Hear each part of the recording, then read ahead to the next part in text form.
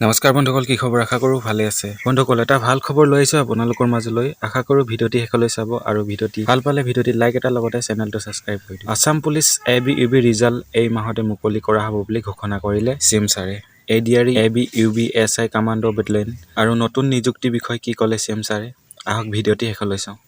পৰীক্ষাৰ ফলাফল আমি কেতিয়া দিম? সাব ইন্সপেক্টৰৰ ৰিজাল্ট বা ফায়াৰ ব্ৰিগেড আদিৰ ৰিজাল্ট আমি 10 অক্টোবৰ তাৰিখে দিম বা তাতকৈ আগতে দিম।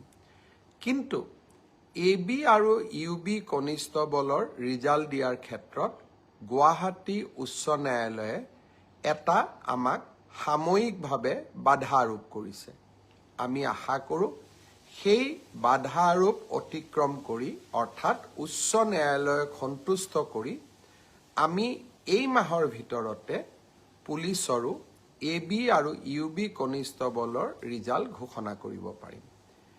এই গোটেই ৰিজাল্টৰ ফলাফলৰ লিষ্টখন দেখিলে আপোনালোকে ইতিমধ্যে গম পাইছে যে আমি 20 অক্টোবৰলৈকে যাবলগীয়া হৈছে।